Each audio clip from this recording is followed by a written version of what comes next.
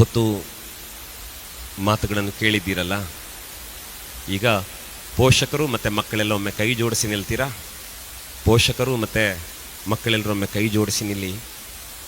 ಯಾಕೆ ಗೊತ್ತಾ? ನಮ್ಮ ಮನೆಯ ಮಗು, ನನ್ನ ಮಗ, ನನ್ನ ಮಗಳು ಅಂತ ಅವಳನ್ನು ತಿದ್ದಿ ತೀಡುವುದಕ್ಕೆ, ಅವಳನ್ನು ನೋಡಿಕೊಳ್ಳುವುದಕ್ಕೆ ನಿಮ್ಮ ಮನೆಯಲ್ಲಿ ನೀವಿದ್ದೀರಿ.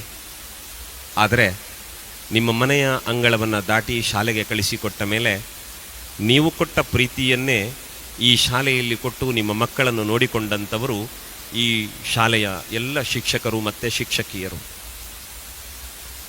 ಅದರ ಜೊತೆಗೆ ಶಾಲೆಯಲ್ಲೇನಾದರೂ ಪುಟ್ಟ ವ್ಯತ್ಯಾಸಗಳು ನಡೆದಾಗ ಟೀಚರಿಗೆ ಬೈಯುವಂಥವ್ರು ಅನೇಕರಿದ್ದಾರೆ, ಮಾಸ್ಟಿಗೆ ಬೈಯುವಂಥವ್ರು ಅನೇಕರಿರ್ತಾರೆ. ಒಂದನ್ನು ಅರ್ಥ ಮಾಡಿಕೊಳ್ಳಬೇಕು, ಈ ಶಾಲೆಯ ಈ ವೇದಿಕೆಯ ಮೇಲೆ ಯಾರು ಒಬ್ಬಾಕೆ ಶಿಕ್ಷಕಿ ಬಂದು ನಿಂತಿದ್ದಾಳಲ್ಲ, ಆ ಶಿಕ್ಷಕಿ ಕಡು ಬಡತನದ ಮನೆಯಿಂದ ಬಂದಿರ್ತಾಳೆ. ಅವರಪ್ಪ ಎಲ್ಲೆಲ್ಲೋ ಕೂಲಿ ನಾಲಿ ಮಾಡಿ ತನ್ನ ಮಗಳನ್ನು ಓದಿಸಿ ಒಬ್ಬಳು ಟೀಚರ್ ಆಗಿ 4 ಮಕ್ಕಳಿಗೆ ಪಾಠ ಮಾಡಿದ್ರೆ ನನ್ನ ಜನ್ಮ ಸಾರ್ಥಕ ಅಂತ ಯೋಚನೆ ಮಾಡಿದ ಒಬ್ಬ ಅಪ್ಪನ ತ್ಯಾಗದ ಫಲವಾಗಿ ಒಬ್ಬಾಕೆ ಶಿಕ್ಷಕಿಯಾಗಿ ವೇದಿಕೆಯ ಮೇಲೆ ಇರ್ತಾರೆ. ತನಗೆ ಹಾಕ್ಕೊಳ್ಳಿಕ್ಕೆ ಒಳ್ಳೆ ಬಟ್ಟೆ ಬರೆ ಬಂಗಾರ ಯಾವುದೂ ಇಲ್ಲದೆ ಇದ್ದರೂ ಕೂಡ ಅಲ್ಲಿಲ್ಲೋ ಕೆಲಸ ಮಾಡಿ ಮಗಳಿಗೊಂದು ಸೀರೆ ತೆಗೆದುಕೊಟ್ಟು ನನ್ನ ಮಗಳು ಓದ್ತಿದ್ದಾಳೆ, ಡಿಗ್ರಿ ಮಾಡ್ತಿದ್ದಾಳೆ, ಅವಳು TCH ಮಾಡ್ತಿದ್ದಾಳೆ, ಇನ್ನೇನೋ ಮಾಡ್ತಿದ್ದಾಳೆ ಅಂತ ಅವಳು ಶಿಕ್ಷಕಿಯಾಗಿ ಆಗುವ ಕನಸು ಹೊತ್ತು ಸಾಗುವಾಗ ಅವಳಿಗೊಂದು ಸೀರೆ ಕಷ್ಟಪಟ್ಟು ತಂದುಕೊಟ್ಟ, ಅವಳ ಕಾಲಿಗೊಂದು ಗೆಜ್ಜೆಯನ್ನು ಇಷ್ಟಪಟ್ಟು ತಂದುಕೊಟ್ಟ ಒಬ್ಬ ಅಮ್ಮನ ಮಗಳು ಈ ವೇದಿಕೆಯಲ್ಲಿ ಟೀಚರ್ ಆಗಿ ನಿಮ್ಮ ಮಕ್ಕಳಿಗೆ ಪಾಠ ಮಾಡ್ತಾರೆ. ಅದು ಇಂಥ ಸಂಸ್ಥೆಗಳಲ್ಲಿ ದುಡಿಯುವಂಥವರು ದೊಡ್ಡ ಆರ್ಥಿಕವಾದ ಫಲಾಪೇಕ್ಷೆಯ ನಿರೀಕ್ಷೆಯಲ್ಲಿ ಇರುವುದಿಲ್ಲ. ಸಿಕ್ಕಿದ್ರಲ್ಲಿ ಸಂತೃಪ್ತಿ ಪಟ್ಟು ಈ ಜಗತ್ತಿಗೆ, ಈ ನಾಡಿಗೆ ಆದರ್ಶಪ್ರಾಯರಾದ ಮಕ್ಕಳನ್ನು ಕೊಡಬೇಕು ಅನ್ನೋ ಶಿಕ್ಷಕರು ಇವತ್ತು ವೇದಿಕೆಯಲ್ಲಿದ್ದಾರೆ. ಬಂಧುಗಳೇ, ನಿಮ್ಮ ಮನಸ್ಸಲ್ಲಿ ನೀವು ಸಂಕಲ್ಪ ಮಾಡಿ, ನಮ್ಮ ಮಕ್ಕಳಿಗೆ ಇಷ್ಟು ವರ್ಷ ಶಿಕ್ಷಣ ಕೊಟ್ಟಿದ್ದೀರಿ, ನನ್ನ ಮಗುವಿಗೆ ಒಂದು ಭವಿಷ್ಯವಾದ ದೊಡ್ಡ ಕಲ್ಪನೆಯನ್ನು ಕಟ್ಟಿಕೊಟ್ಟಿದ್ದೀರಿ, ನನ್ನ ಮಗುವಿನ ಬದುಕಿಗೆ ಉಜ್ವಲತೆಯ ಬೆಳಕನ್ನು ಹರಿಸಿದ ಪುಣ್ಯಾತ್ಮರು ನೀವಿದ್ದೀರಿ, ನಿಮಗೆ ಧನ್ಯವಾದ ಅಂತ ಒಮ್ಮೆ ಮನಪೂರ್ವಕ ಈ ಶಿಕ್ಷಕ ವೃಂದಕ್ಕೆ ನೀವು ಕೃತಜ್ಞತೆಯನ್ನು ಹೇಳಬೇಕು. 10ನೇ ಕ್ಲಾಸು ಬಿಟ್ಟು ಹೊರಟಿದ್ದೀರಿ ಮಕ್ಕಳೇ, ನಾಳದ್ದು ಪರೀಕ್ಷೆ ಬರ್ತದೆ, ಆಮೇಲೆ ನಿಮ್ಮ ಶಾಲೆ ಬೇರೆ. ಆದರೆ ಇವತ್ತಿನವರೆಗೆ ನಿಮ್ಮ ಎಲ್ಲ ಭಾವನೆಗಳಿಗೆ ಬೆಲೆ ಕೊಟ್ಟು ನಿಮ್ಮನ್ನು ಶಿಕ್ಷಕ ವೃಂದ, ಆಡಳಿತ ಮಂಡಳಿ ನೋಡಿಕೊಂಡಿದೆ. ಅವರೇನಾದರೂ ಒಂದು ಮಾತು ಗದರಿಸಿದರೆ ಅದರ ಹಿಂದೆ ನಿಮ್ಮ ಬದುಕಿನ ಕೀರ್ತಿಯ ಕನಸುಂಟೆ ಹೊರತು ನಿಮ್ಮ ಬಗ್ಗೆ ದ್ವೇಷ ಇಲ್ಲ. ಮುಂಬರುವ ಪರೀಕ್ಷೆಯನ್ನು ಒಳ್ಳೆ ರೀತಿಯಲ್ಲಿ ಬರೆಯಿರಿ. ಪ್ರಾಮಾಣಿಕವಾದ ಪ್ರಯತ್ನ ನಮ್ಮದು. ಫಲ ಕೊಡುವುದಕ್ಕೆ ಭಗವಂತನಿದ್ದಾನೆ. ಸೋಲು ಗೆಲುವು ಬದುಕಿನಲ್ಲಿ ಇದ್ದದ್ದೇ. ಬದುಕಿನಲ್ಲಿ ಧೈರ್ಯ ಕೆಡಬೇಡಿ. ಈ ಶಾಲೆ ಬಿಟ್ಟು ಹೊರಟು ನಿಂತ ಮೇಲೆ ಅಲ್ಲಿಂದ ಮುಂದಕ್ಕೆ ಜೀವನ ಪೂರ್ತಿ ನಿಮಗೆ ಯಾರೆಲ್ಲ ಪಾಠ ಮಾಡಿದ್ದಾರಲ್ಲ ಅವರ ನೆನಪನ್ನು ಮಾತ್ರ ಯಾವತ್ತೂ ಕಳ್ಕೊಳ್ಳಬೇಡಿ.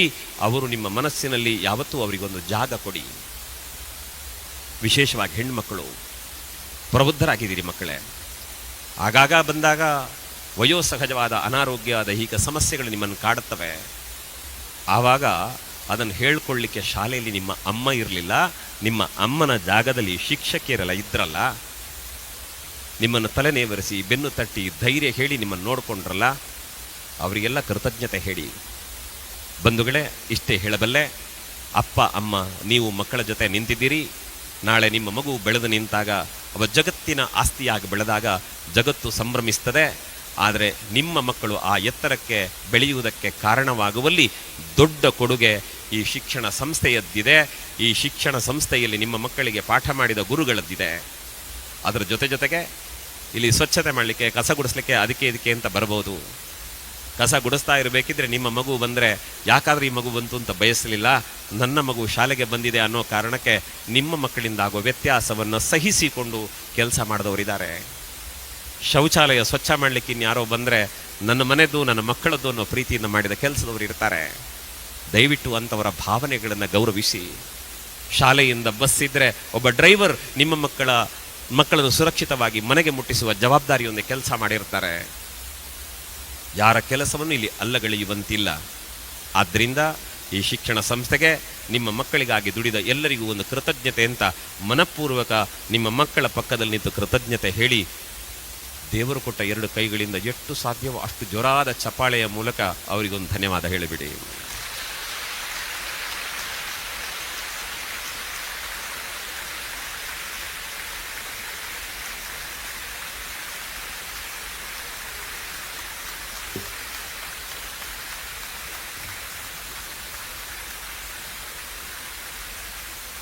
ಸಂತೋಷ ಆಯಿತು.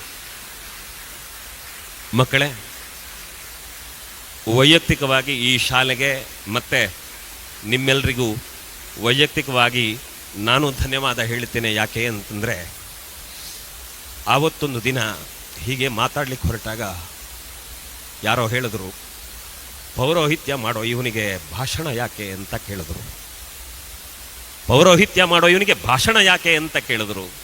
ಆದರೆ ನಿಮ್ಮಂತಹ ಸಾವಿರಾರು ಮಕ್ಕಳ ಜೊತೆ ಮಾತನಾಡಿ ನೀವು ಮನಪರಿವರ್ತನೆಗೊಂಡು ನಿಮ್ಮ ಅಪ್ಪ ಅಮ್ಮನ ಜೊತೆಗೆ ಸಂತೋಷವಾಗಿದ್ದದನ್ನು ನೋಡಿ ದೇವರ ಪೂಜೆಗೂ ಈ ಕಾರ್ಯಕ್ರಮಕ್ಕೂ ವ್ಯತ್ಯಾಸ ಇಲ್ಲ ಅನ್ನುವ ಭಾವನೆಯಿಂದ ನನ್ನ ಕರ್ತವ್ಯವನ್ನು ನಾನು ನಿರ್ವಹಿಸ್ತಾ ಬಂದಿದ್ದೇನೆ. ನನಗೆ ಸಂತೃಪ್ತಿ ಇದೆ. ನನ್ನ ಮಾತುಗಳಿಗೆ ಮೌಲ್ಯ ತಂದುಕೊಟ್ಟಂತಹ ನಿಮಗೆ ನನ್ನ ಧನ್ಯವಾದಗಳನ್ನು ಸಮರ್ಪಿಸ್ತೇನೆ. ನೆನಪಿರಲಿ, ಕಟ್ಟ ಕಡೆಯ ಮಾತಿಷ್ಟೇ. ಸ್ವಾಮಿ ವಿವೇಕಾನಂದರನ್ನು ಕೇಳಿದ್ರಂತೆ, ನಿಮ್ಮ ಗುರುಗಳ ಬಗ್ಗೆ ಏನು ಹೇಳ್ತೀರಿ ಅಂತ.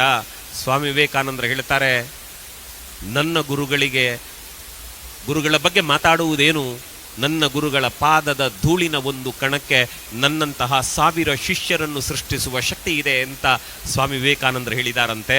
ನೆನಪಿರಲಿ ಮಕ್ಕಳೇ, ನಿಮ್ಮ ಗುರುಗಳ ಪಾದ ಧೂಳಿ ನಿಮ್ಮನ್ನು ಅನುಗ್ರಹಿಸ್ತದೆ. ಆ ಬಗೆಗೆ ಗೌರವ ಇರಲಿ.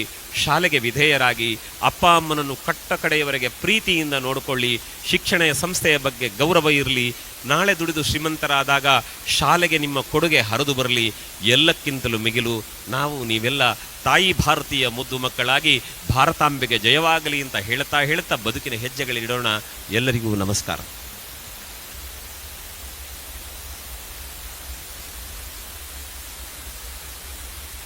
ಸೌಂಡ್ ಸಿಸ್ಟಮ್ನವರು ಒಳ್ಳೆ ರೀತಿಯ ಮೈಕ್ ಇಟ್ಟದ್ರಿಂದ ನಮ್ಮ ಮಾತು ನಿಮಗೆ, ನಿಮ್ಮ ಅಭಿಪ್ರಾಯಗಳು ನಮಗೆ ಕೇಳಿಸ್ಕೊಂಡಿದ್ದಾವೆ.